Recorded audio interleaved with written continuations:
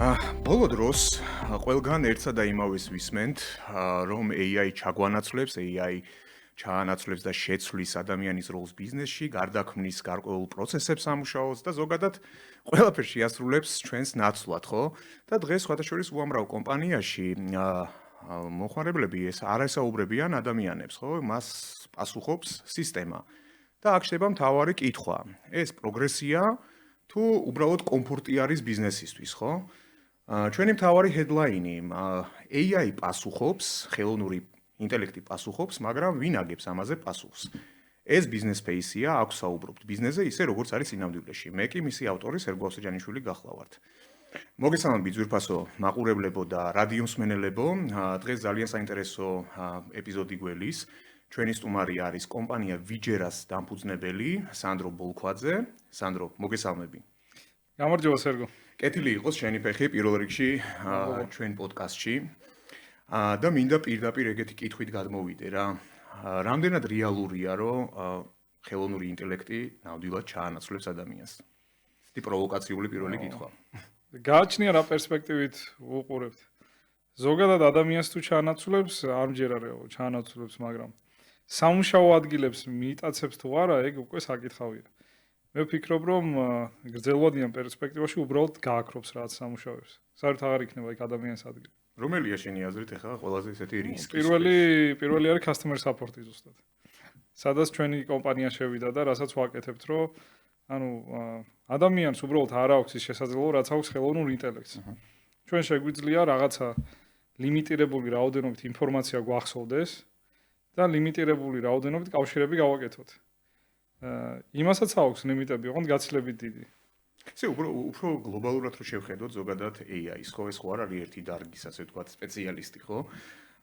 მაგალითად მე ვხედავ, ხო, და ყველა ვხედავთ ამ ტენდენციას, რომ დღეს თუნდაც ეს კრეატიული, ასე ვთქვათ, გუნდები, განსაკუთრებით, ხო, ვინც დიზაინის მიმართ, გრაფიკული დიზაინის მიმართულებით მუშაობდა, ეს იყო copywriting-ი, ეს იყო სტრატეგია მარკეტინგული და ასე შემდეგ, ხო? იქ ვხედავთ, რომ რეალურად AI-ის, ასე ვთქვათ, ხელოვნური ინტელექტის ძალა საკმაოდ დიდია და როგორ გავუმკლავდით ამ ყველაფერს?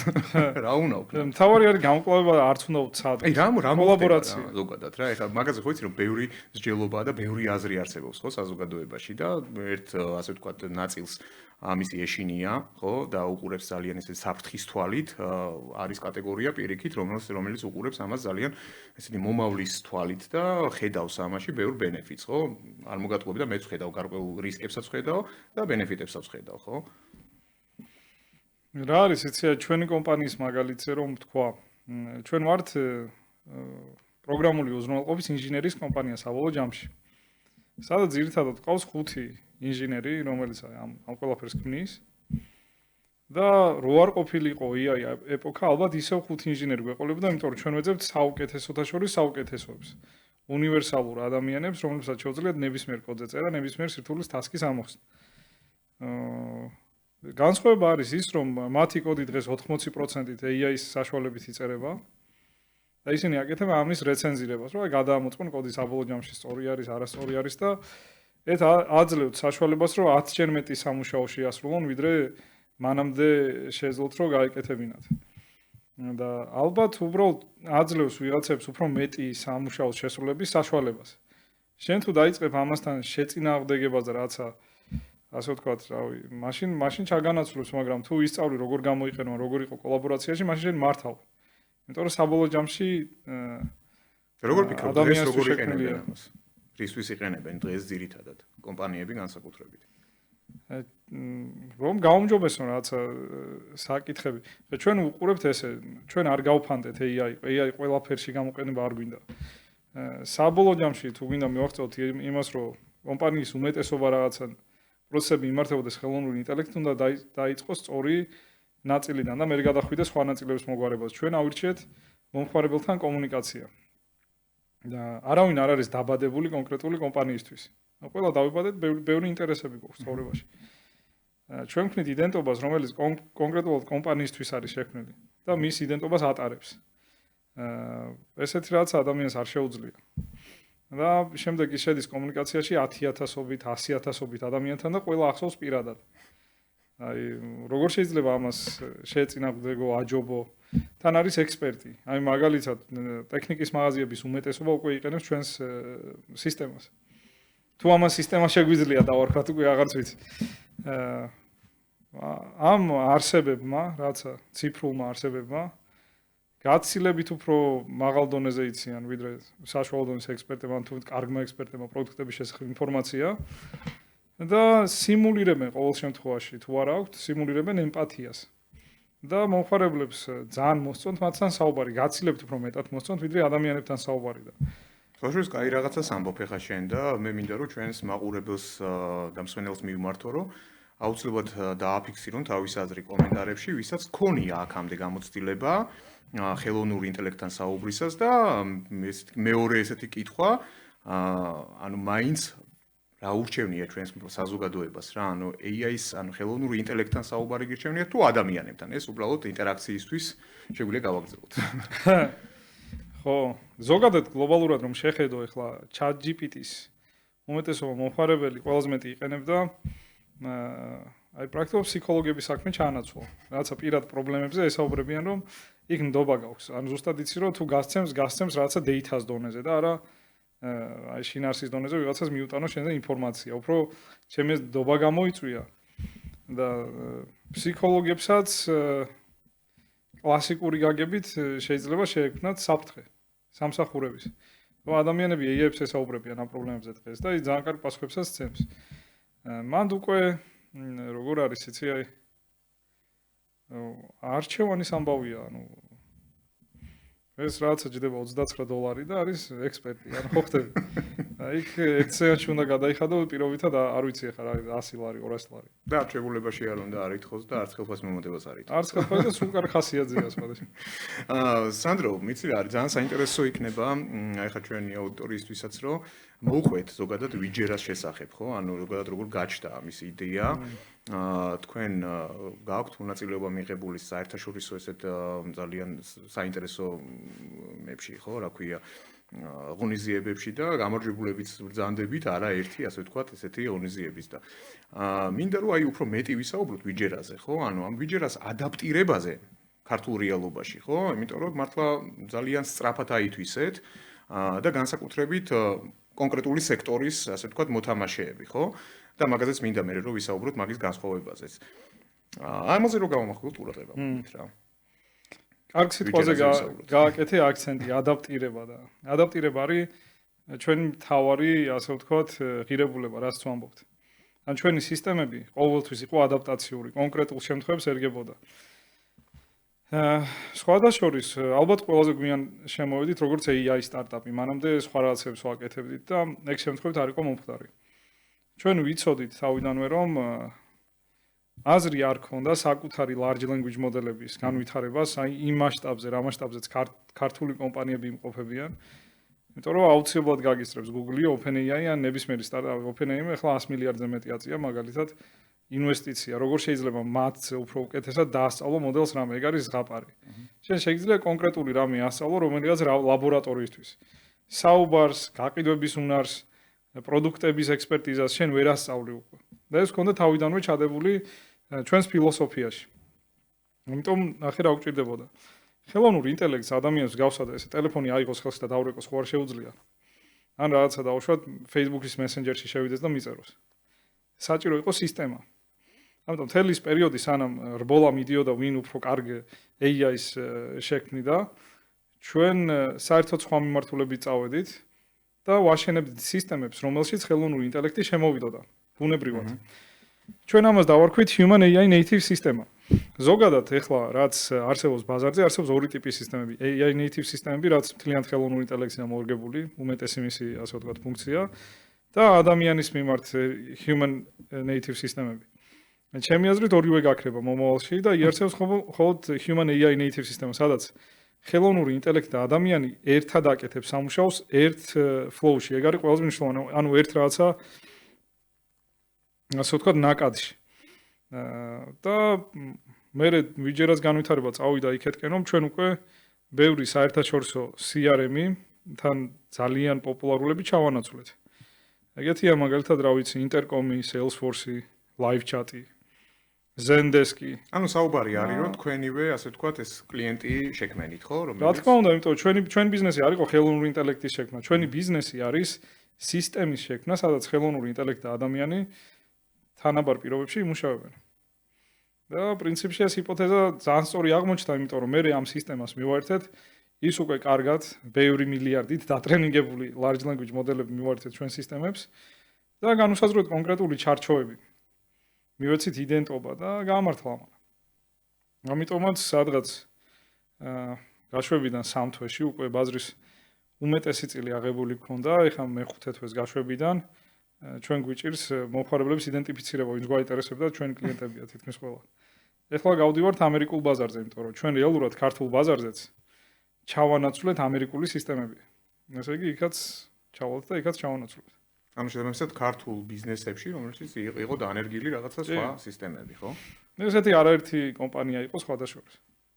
ყველას არ ქონდა. რა შედეგები დადეთ აი ხა ამ 4-5 თვის განმავლობაში რა? საინტერესოა ფიდბექი, ხო? ახლა რეკორდული შედეგები გვაქვს ყველა მიმართულებით. ჩვენ სხვადასხვა სხვა AI ასისტენტების ჩავანაცვლეთ, ვინც კომპანიებს ემსახურებოდნენ. ქართული უცხოური, ანუ აქ საუბარი არის თვითონ შიდა პერსონალის ჩანაცვლებაზე, სწორედ ხვდები? ჯერჯერობით ინფორმაცია რომ შიგნით ხალხს ვანაცვლებდეთ არ არის, იმიტომ დეფიციტი საკადრო იმდენად დიდია. გადაყავთ ხოლმე, აი მაგალითად კონსულტანტების რაოდენობა აკლიათ და ხშირად ისეთ ტიპებს სვამენ როტაციული სქემა. ხო, კონტაქტ ცენტრებში, რომლებიც კარგი კონსულტანტი იქნებოდა, რატო გავუშვან მიყავთ როგორც კონსულტანტი უკვე ფილიალში. სანო შეგვიძლია საერთოდ ვივარაუდოთ, რომ აღარ დაჭირდებათ ამ კომპანიებს ცოცხალი ადამიანი კომუნიკაციაში? სამწუხაროდ კი, სამწუხაროდ შეიძლება სამწუხაროდ არც. და მივდივარ იქეთკენ, რომ მომავლის კომპანიები ადამიანების გარეშე მუშაობენ. მე ახლა ამ საკითხს ვუყურებ ასე და ჩვენთვის ეს არის პრინციპული ფაქტორი. ჩვენი სისტემა არ მოიაზრებს ეგრევე, ანუ თვითონ თავის არში არ მოიაზრებს ადამიანის ჩანაცვლებას. ყველგან შეუძლია ადამიანს ჩაერთოს ჩვენი სისტემის ნებისმიერ პროცესში. ისე როგორც AI-ის. უბრალოდ პრობლემა არის ის, რომ ადამიანის შესაძლებლობა გაცილებით ლიმიტირებულია და რა თქმა უნდა კონკურენციაში წააგებს ხელოვნურ ინტელექტთან. მაგრამ ყოველთვის გვექნება მექანიზმი, რომ ჩვენ რაღაც მომენტში ჩავერთოთ AI-ის მაგივრად. მაგალითად, რაღაცა მოხდა და მთელ მსოფლიოში გაითიშა სერვერები. ჩვენი სისტემა, რადგანაც AI-ის და human AI native flow არის, ადამიანს ნებისმიერ პროცესის გაგრძელება შეუძლია, რაც აკეთებდა AI. ეხლა მანდ აი ეს უფრო პირადად მე მაქვს ეგეთი ხედვა. თუ მართლა აღმოჩნდა, რომ ყველა კომპანია გახდა ხელოვნურ ინტელექტზე დაფუძნებული და ადამიანს მუშაობა აღარ უწევს, უბრალოდ ადამიანის სამუშაო ადგილი აღარ არის ამ კომპანიებში, ნიშნავს, რომ ძალიან გაიაფთება ყველაფერი. იმდენად გაიაფთება, რომ საბაზისო მინიმუმს ტექნოლოგიებს გულისხმობ, ხო, ტექნოლოგიები გაიაფებენ, იმიტომ რომ ადამიანური ხარჯი არის ერთ-ერთი ყველაზე დიდი ხარჯი ყველაფერში. არის რა ხარჯი გვაქვს ადამიანის შრომა და რესურსები, რომელსაც მოვიპოვებთ. რესურსების ფასი დროთა განმავლობაში იკვლებულობს ადამიანის მომსახურებას თუ საჭირო აღარ გახდა, ესე იგი ყველაფრის ფასი ძალიან იაფი გახდება. ისე კი არა, რომ ვიღაცა დიქტატორი მოვიდა და დააწესა, რომ ამაზე რა ეს ერთ ლარზე მეტი არ უნდა გიგდეს. ბუნებრივად მივა იქამდე, რომ ფასები ძალიან გაიაფთება და აქ მე ჩემი აზრით საწყის ეტაპზე მთელ მსოფლიოში რაც მოხდება, რომ შეიქმნება სოციალური ფონდები ალბათ, რომ ნახეთ თუ მასიურად ადამიანები დაკარგავენ სამსახურებს, მაშინ აჯანყდებიან. რითი შეგიძლია ეს პროცესი, რომ ასე ვთქვათ, აიცილო თავიდან. ის რომ რაღაცა სოციალური ფონდი შექმნა, რითიც ეხმარები ადამიანებს, რომლებიც ვეღარც იპოვიან სამუშაოს. და ჩემს მაგისი შესაძლებლობა იქნება, იმიტომ რომ რეალურად ცოტა საშიი არ არის ეგ საქართველოში მაგის დანერგვა. რა ვიცი, არ ამგონია, რეალურად უფრო გამდიდრდება საზოგადოება. ანუ ნახე ტექნოლოგიებს, ყველანაირ ტექნოლოგიას, რაც კაცობრიობას აქამდე შეუქმნია, აქვს ეგეთი ტენდენცია. კაპიტალიზმის ეკონომიკის პირობებში. შენ შეგიძლია ძალიან დიდი რესურსი მოიპოვო ერთმა ადამიანმა, მაგალითად მასკს აქვს ასობით მილიარდი. საკუთარი ასე ვთქვათ კაპიტალი. ამასთან ერთად ის ამცირებს ასე ვთქვათ სიღარიბის დონეს, რაშიც ცხოვრობდა ადამიანი. ანუ 200 წლის წინანდელი სიღარიბე და დღევანდელი სიღარიბე გაცილებით განსხვავებული რაღაცაა. მე არ ვსაუბრობ ახლა მესამე კატეგორიის ქვეყნებში, სადაც ტექნოლოგიები შესული არ არის. მე ვამბობ ტექნოლოგიურ ასე ვთქვათ საზოგადოებებში. ანუ დღეს ცუდად რო ცხოვრობს ადამიანი, ხო, ასე ვთქვათ. ღარიბულად რო ცხოვრობს, მისი ეს ღარიბული ცხოვრება შეიძლება იყოს 10 ჯერ ან 100 ჯერ უკეთესი, ვიდრე 200 წლის წინანდელი ღარიბული ცხოვრება რა. ამიტომაც AI-ც ამ ასეთ ტიპის ცხოვრებას გახდის უფრო მეტად უკეთეს. ჩემი აზრით, უბრალოდ საბოლოო ჯამში ადამიანში რწმენა მაქვს, ადამიანების რწმენა და თუ ჩანაცვლდება და სამუშაო ადგილები აღარ იქნება და ვნახულობთ, რომ საზოგადოების უმეტესობას დასაქმება უჭირს. ერთი რომ შინაგანი რწმენითაც უნდა გააკეთო ის, რომ რაღაცნაირად ეს პრობლემა მოაგვარო და სოციალური პასუხისმგებლობა აიღო. მეორე ის, რომ ეს უეჭველი მოუწევთ, იმიტომ რომ სხვანაირად აჯანყებები მოხდება და სახელმწიფოები ჩამოიშლება. ეგ ცოტა უფრო, ასე ვთქვათ, რა ვიცი, ვიზიონარულად რო ვთქვათ. ამას ხო ხედავთ რა, ანუ რომ AI ყოველდღიურად ჭკვიანდება. და ხო არ არის მოსალოდნელი, რომ ადამიანებზე ამან იქონიოს ასე ვთქვათ, ეფექტი და დააშტეროს, მოდი პირდაპირ ვთქვათ, ხო, ადამიანი. ისედაც არ შტერდებოდით. მე ძალიან მიყვარს ანთროპოგენეზით ვარ გატაცებული ბავშვობიდან და ეს თავის ქალები როგორ ვითარდებოდა და როგორ ვიძენდით.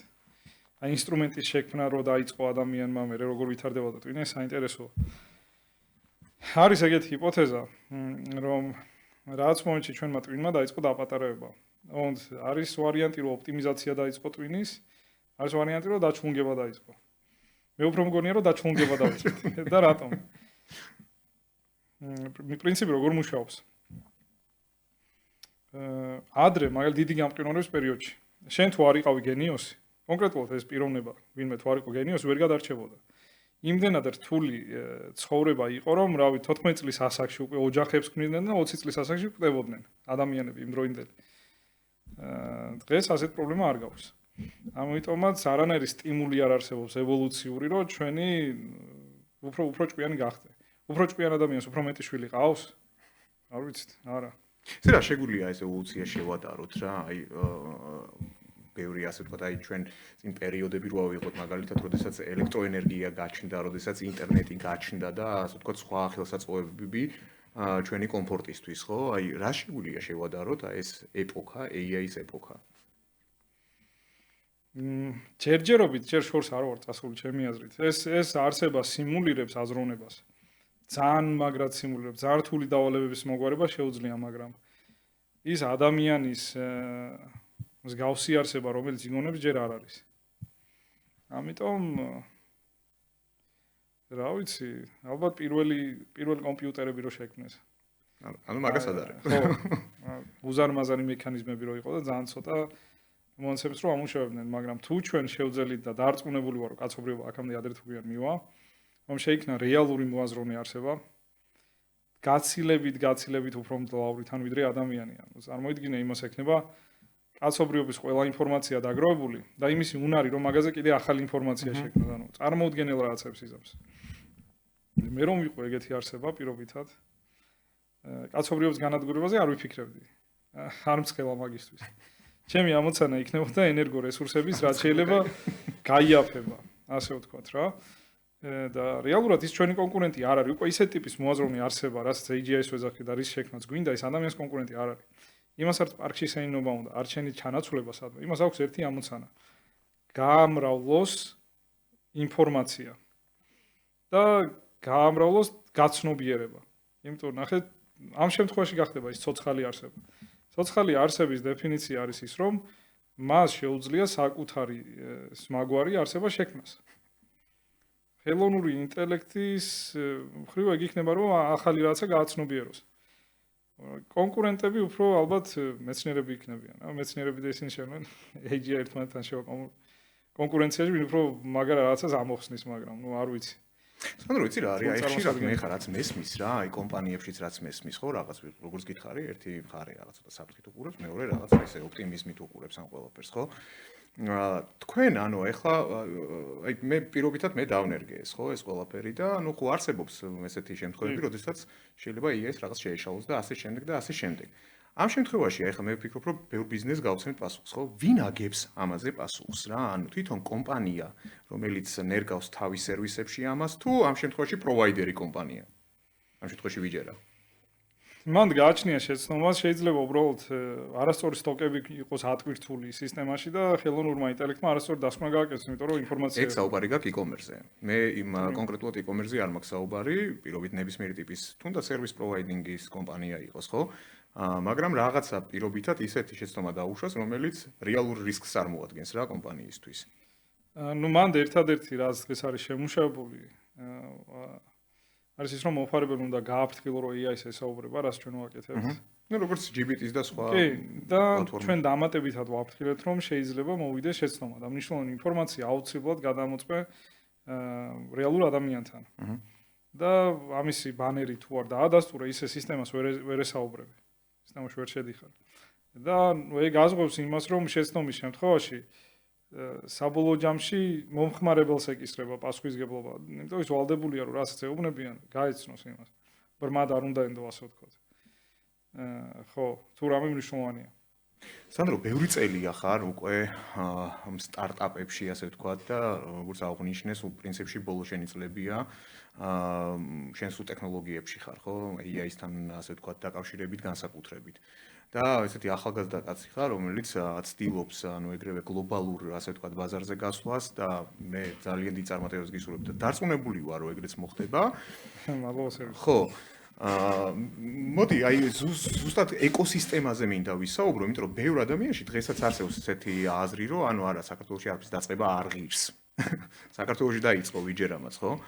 და აი ამ ეკოსისტემაზე მინდა ვისაუბრო, რამდენად არის ის შესაფერისი ეკოსისტემა, რომ ადამიანებმა აქ რეალურად შექმნან ისეთი პროდუქტები, როგორც პირობითად სილიკონ ველიზე იქნება. მე აქ ცოტა სტარტაპები უნდა გავაკრიტიკოს სინამდვილეში. სიამოვნებით. ძალიან დიდი ფული იდება ჩვენთან სტარტაპების განვითარებაში. ჯიტას პროგრამა ხანგრძლივი იყო 100,000 ლარიანი, მე 150,000 ლარიანი. ეხლა ჯიტამ შემოიყვანა ძალიან კარგი და საინტერესო აქსელერატორები. 500 მთელ, რავი, 30 წლზე მეტ ქვეყანას თბილისიდან ემსახურება და ეს არის ძალიან მაგარი შესაძლებლობები. ჩვენი რეგიონისთვის მე ვიტყოდი, რომ ყველაზე მაგარი შესაძლებლობია. ეხლა რა პრობლემა დავინახე? ზოგადად პრაქტიკულად ვისაც ვიცნობ, ქართული სტარტაპები ფოკუსირდებიან რეგიონალურ ბაზარზე თამაშისთვის, ან ქართული ბაზარი ან ძალიან ასე ვთქვათ ვიწრო ნიშა სადღაც, ნიშა კარგია, მაგრამ ხედვა უნდა გქონდეს. უნდა იცოდე როგორ ფართოვდები გლობალურ ბაზარზე. აბა რა აზრი აქვს მაშინ სტარტაპს? და ჩემი აზრით ეს რადიკალურად შესაძლებელი კულტურა. ყველა მისწავლა როგორ ისაუბროს, როგორ აიღოს გრანტები, როგორ წავიდეს და როგორ მოაჩვენოს თავი ძალიან ჭკვიან ტიპად ვიღაცებს. მაგრამ IP უფროა ვიდრე პროდუქტის კეთების დეფიციტი გვაქვს როგორი, იცი? წარმოუდგენელი დეფიციტია. ამიტომაც რო შევედით ჩვენ ბაზარზე, ერთ თვეში აბსოლუტურად ყველაფერი ავიღეთ, იმიტომ რომ პროდუქტი არავის არ ქონდა. შეგლია შენი გამოცდილება გაგვიზია, რო? მე ჰიპოთეზა მქონდა. ხო, აი როგორ მიხვედი? Google-ამდე როგორ მიხვედი? ნო, Google-თან ძალიან ისეთი ურთიერთობა გვაქვს, ეხლა მათ თანამშრომლობ პატიჟებენ კიდევ 20 ჩამოდიო რაღაცები. Google-ს აქვს ძალიან კარგი პროგრამა, სადაც შენ გაძლევენ სხვადასხვა ზომის კრედიტებს. ჩვენ გავხდით tier 3 სტარტაპი, ან მაგალითად ჩვენ ვართ სტარტაპი, რომელიც ყველაზე მაღალ კატეგორიაში გადავიდა, ასე ვთქვათ, თანამშრომლობის. მაგრამ აი რისი თქმა მინდა, იცი? საბოლოო ჯამში შენ თუ ისწავლე კარგი პროდუქტის კეთება, ყველაფერი ირგვლივ მოდის თავისით, ინვესტიციაც ეგრე მოდის.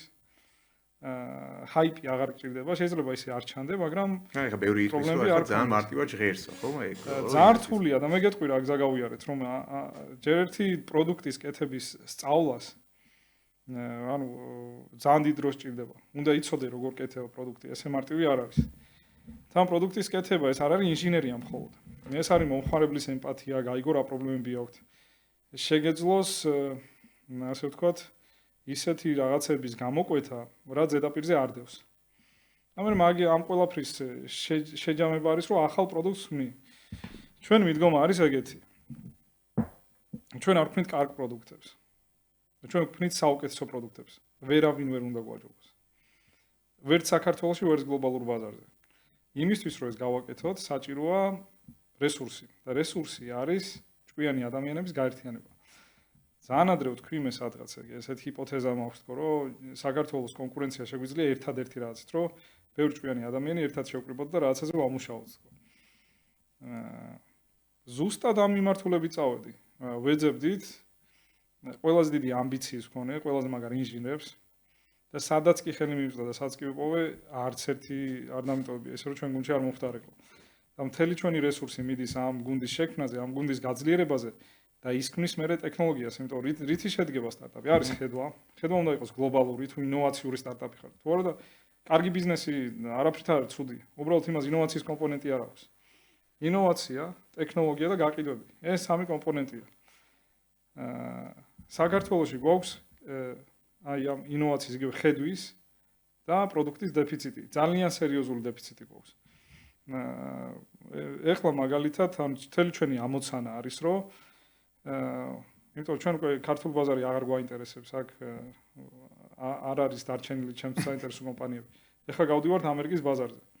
მე მინდა რომ ქართულ კომპანიებს ვასწავლოთ როგორ კეთება პროდუქტი. ჩვენ ვიცით როგორ კეთება პროდუქტი და თუ იმეს აინტერესებს ეს კოლაბორაცია დიდი სიამოვნებით. და მე უკვე ეგეთ ტიპის ასე ვთქვათ ამ ადამიანებს შეგვეძლება კონკურენცია გაუწიოთ ამერიკაში სხვებს.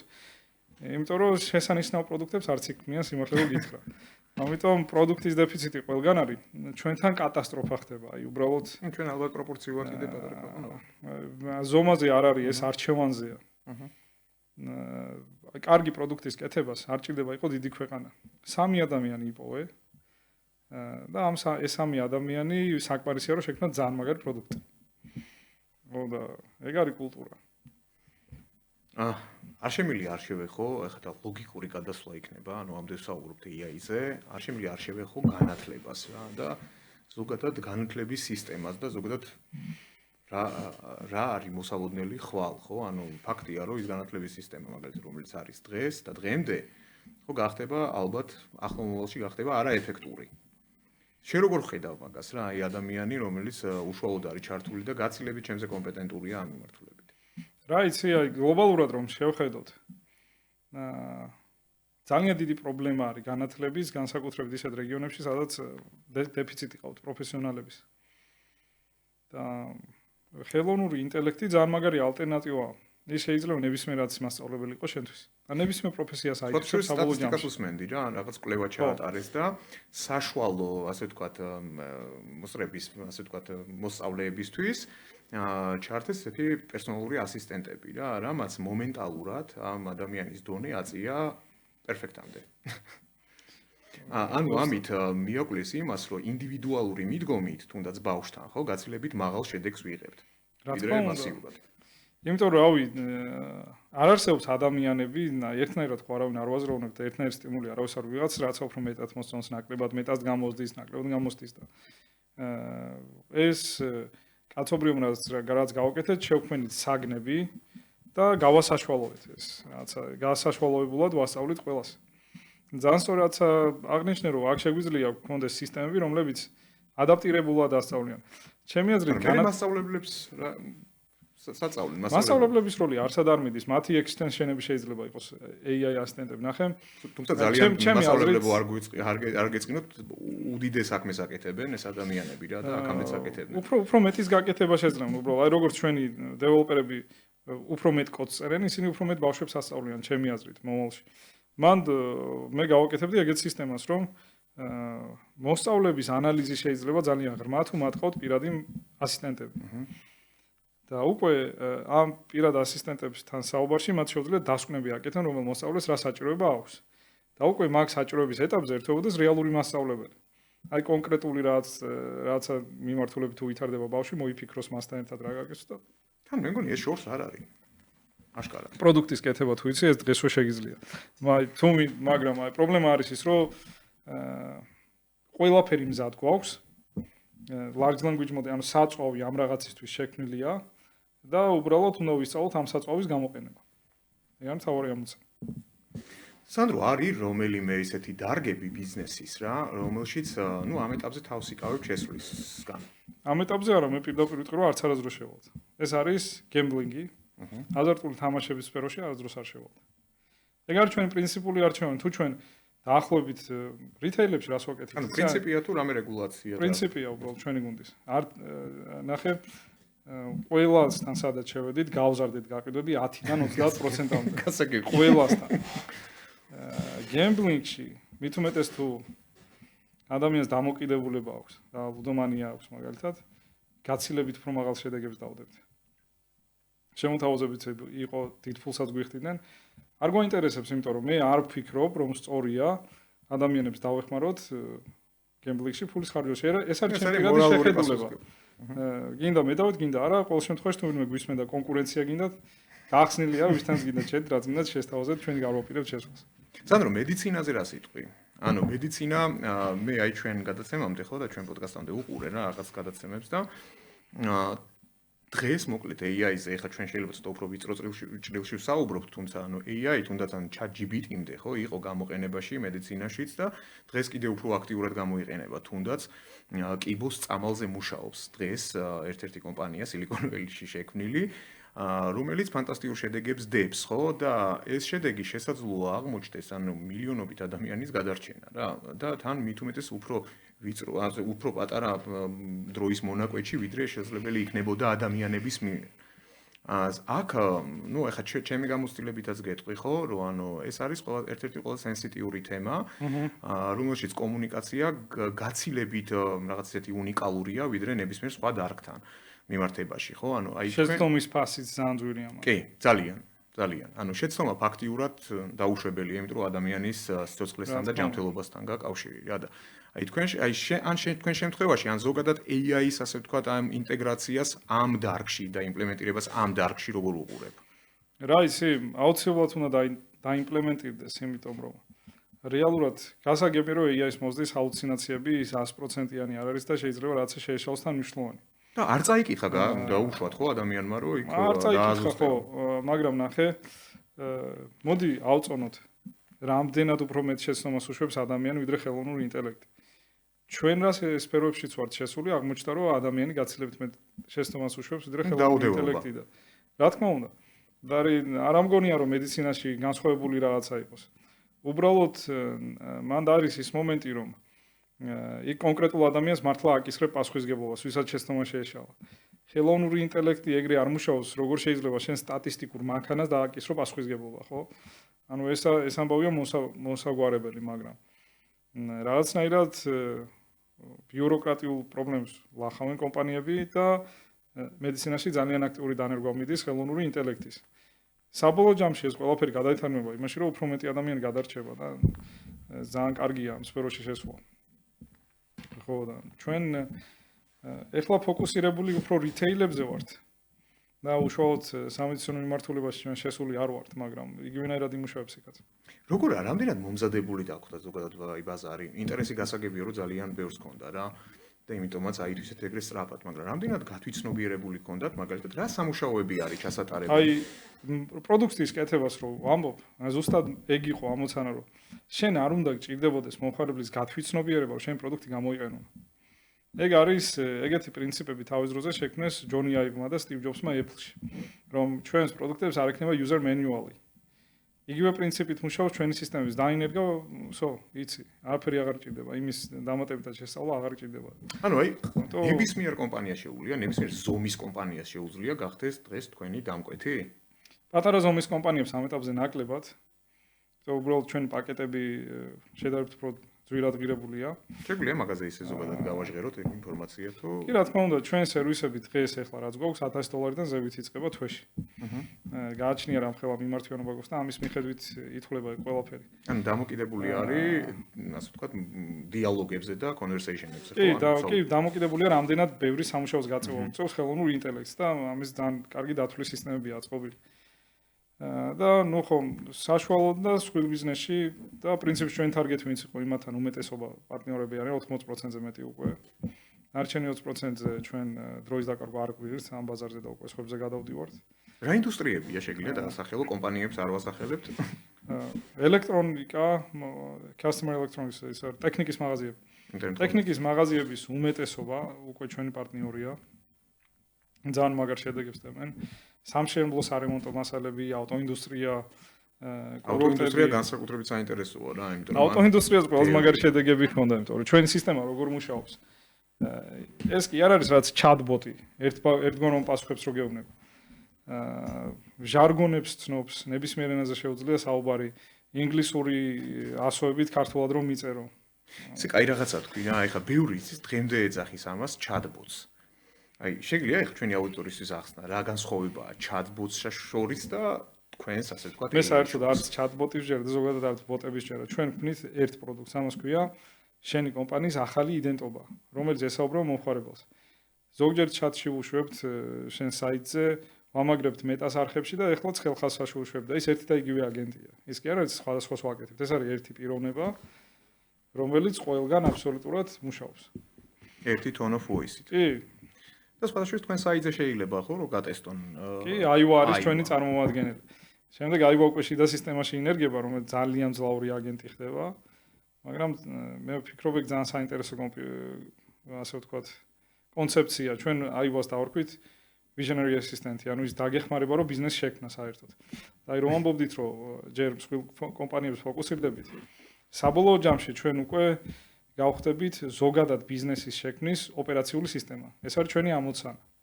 იმიტომ რომ სულ გვაქვს, რავი, მაგალითად პერსონალური კომპიუტერის ოპერაციული სისტემები და გვაქვს მობილური ოპერაციული სისტემები. ეხლა ჭირდება ბიზნესაც ოპერაციული სისტემა, ჩვენ ვქნით მაგას. და ჩვენ ვქნით ზე არ არის საჭიროება დგას დღეს, რომ ეს შეიქმნას. ვიღაცა აუცილებლად შექმნის. რატო შექმნას ხომ? ყველაზე ახლო გეგმები რა აქვს ვიჯერას? ყველაზე ესეთი აი ახლო, აი წელს. ნუ წელს ამერიკის ბაზარზე შევალთ აუცილებლად. იმედია რომ იქაც ძალიან სწრაფად დომინანტები გავხდებით. ანუ შევარდებით კი არ შეხვალთ, ხო? რა თქმა უნდა. то ჩვენ სააგენტოსგან განსხვავებით ჩვენ ვქნით სისტემას. და ჩვენ ყველა კომპანიას ცალ-ცალკე იმას კი არ უნერგავთ რაც პროდუქტს. წარმოვიდგინო iPhone-ით ერთ პროდუქტს ვაკეთებ და ყველა იმას იღებს.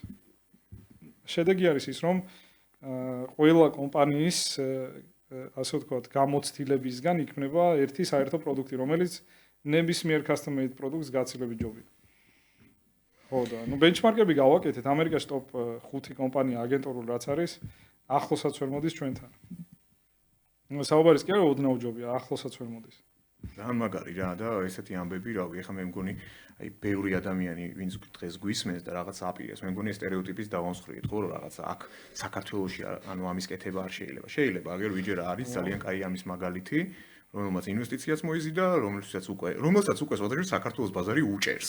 ხო და გადის უკვე ესეთ გლობალურ ბაზრებზე და დარწმუნებული ვარ რომ ძალიან ბევრი წარმატება. ნუ ალბათ ხელოვნური ინტელექტი თვითონ რომ შეიქმნა large language მოდელები ჩვენერ კომპანიებსაც დაეხმარათ რომ პატარა გუნდებით შევქმნათ ეგეთ სოლუშენები, მაგრამ პირველი არის მაინც ნება სერვო. ანუ შენ თუ არ გაქვს იმისი ამბიცია, რომ გლობალურ ბაზარზე გახვიდე და პროდუქტი შექმნა, რომელიც ყოველდღიურობა შეუცვლის ადამიანებს შენს ირგვლივ, მაშინ ტექნოლოგიურ სტარტაპს არ აკეთებ, აკეთებ ბიზნესს. ბუნებრივია, იმიტომ რომ თქვენ ვისაც უნერგავთ რა, ეხლა ამ ასე ვთქვათ, ამ ტექნოლოგიას, ხო, ეხლა ის კომპანიაც ფიქრობს, ხო, გლობალურ ასე ვთქვათ ბაზრებზე გასვლას რა და შეიძლება მინიმუმ რეგიონალურზე ფიქრობენ უკვე ისინი. და არის ერთ-ერთ კომპანიისგან მოთხოვნაცა კი არის აღმოსული, რომ აი სხვა ქვეყნის ბაზარზე მინდა შესვლა და თუ აი ამას გადავიტანთ AI-ზე მთლიანად, მაშინ მე უკვე მზად ვიქნები. და მაგას ჩვენ ამ კონკრეტულ კომპანიას ივლისში მთლიანად მოუგვარებთ. ჩვენ ვფიქრობთ, რომ ზაფხულის პერიოდის მერე 80% გადაწყვეტილებებს კომპანიებში მიიღებენ ხელოვნური ინტელექტები. იცი ჩვენი პროდუქტის განსხვავება სხვებთან მიმართებაში რა არის? ჩვენ ავტომატიზაციას არ ვაკეთებთ. ჩვენ ვაკეთებთ დელეგირებას. შენ ამ არსებას აძლევ უფლებებს, კომპეტენციებს, რის ფარგლებში ის თვითონ ფიქრობს რა გადაწყვიტოს. და ამან მოგვიტანა ეს შედეგები. და როგორც კი აი ავტომატიზაციის პრობლემა იცი რა არის? მას შეუძლია აღასრულოს წინასწარ გაკეთებული გადაწყვეტილება. ხო, ნუ წინასწარ გაწერილი სკრიპტით იმოქმედოს. ნებისმიერ ტიპის ავტომატიზაციის ფილოსოფია ესა კაცობრიობამ პირველად შექმნა ინსტრუმენტი, რომელსაც შეუძლია დელეგირება. აქამდე ეგეთი ინსტრუმენტი არასდროს არ ქონია, ეს მოხდა 2022-ში.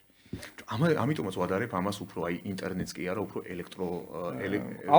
ვერაფერს ვერ შეადარებ, ახლოსაც კი არა, არც ელექტროენერგია. იცი როგორ, აი ელექტროენერგია მაშინ, როდესაც გახდა ფაქტიურად ყველა ნებისმიერი ადამიანისთვის ხელმისაწვდომი, ხო? ანუ როზეტი ხელმისაწვდომი გახდა და პრობლემა ისე რომ ელექტროენერგია არ ფიქრობს და ეს ფიქრობს. და აი ესეთი ევოლუცია ალბათ მაგას იმიტომ ვადარებ, ხო, რომ აი უცბად ის რო გაჩნდა და დღეს მე მგონი აი AI არის ზუსტად ეს მოვლენა რა. ხო, იმპაქტი გაცილებ მე მართლა გულწრფელად ვფიქრობ, რომ ზემოქმედება კაცობრიობაზე ამას ექნება გაცილები დიდი, ვიდრე ყველაფერს რაც აქამდე შექმნილა. ჯერ უბრალოდ დასაწყისში ვართ, აი პირველ ნატურებს რო ვერანთებდნენ ხოლმე ელექტროენერგია რო შემოსულიყო, აი მაგ პერიოდში ვართ. სანდრო, ცოტა გავახალისოთ რა ჩვენი პოდკასტი და ესეთ პატარა ბლიცზე რა სიტყვი. ოკეი. მოკლე პასუხები გვინდა, სადაც გინდა თუ გინდა ცოტა უფრო სლად მიპასუხე, ხო? AI შეცვლის ადამიანებს. კი, არა ნაწილობრივ. ძალიან შეცვლის. ძალიან შეცვლის. განათლებაში AI დაეხმარება თუ დააზარალებს? დაეხმარება. ვინ აგებს პასუხს? AI თუ ადამიანი?